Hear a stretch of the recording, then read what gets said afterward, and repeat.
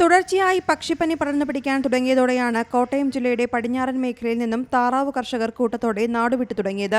ആർപ്പൂക്കര, ഐമനം, കുമരകം, വെച്ചൂർ, തലയാഴം എന്നീ അപ്പർ കുട്ടനാടൻ മേഖലകളിൽ താറാവ് കൃഷി വ്യാപകമായിരുന്നു. എന്നാൽ അടുത്തിടെ ഇവിടെ തുടർച്ചയായി പക്ഷിപ്പനി പടർന്നു പിടിച്ചതോടെ താറാവുകളെ കൂട്ടത്തോടെ കൊല്ലേണ്ടി വന്നു. എന്നാൽ ഇതിന് സർക്കാർ പ്രഖ്യാപിച്ച നഷ്ടപരിഹാരം ഇതുവരെയും കർഷകർക്ക് ലഭ്യമാക്കിയിട്ടില്ല. തോടുകളും ജലാശയങ്ങളും ആഴം കുറഞ്ഞതു കാരണം ജലം മലിനമായത് രോഗബാധയ്ക്ക് കാരണമാകുന്നതായി കർഷകർ പറയുന്നു. താറാവ് കൃഷി ഉപേക്ഷിച്ചവരെ സഹായിക്കാൻ സർക്കാരിന്റെ ഭാഗത്തു നിന്നും യാതൊരു സഹായവും ഉണ്ടാകുന്നില്ലെന്ന് കർഷക കോൺഗ്രസ് സെക്രട്ടറി എബി ഐപ്പ് ആരോപിച്ചു. താറാവിനുള്ള തീറ്റയും മറ്റു കാര്യങ്ങളും കുറഞ്ഞ ചെലവിൽ ലഭിക്കുമെന്നതാണ് കർഷകരെ ആകർഷിക്കുന്നത്. എന്നാൽ പാലക്കാട് ഉൽപ്പാദിപ്പിക്കുന്ന മുട്ട പ്രധാനമായും തമിഴ്നാട്ടിലേക്കാണ് കയറ്റി അയക്കുന്നത്. കേരളത്തിൽ മുട്ടയുടെ ലഭ്യത കുറഞ്ഞതോടെ വില 12 മുതൽ 15 വരെയായി. സർക്കാരിന്റെ ഭാഗത്തു നിന്നും താറാവ് കർഷകരെ സഹായിക്കാൻ വേണ്ട നടപടികൾ ഉണ്ടായില്ലെങ്കിൽ കേരളത്തിലെ മുട്ട ഉൽപ്പാദനം പ്രതിസന്ധിയിലാകുമെന്നാണ് വ്യാപക ആക്ഷേപം.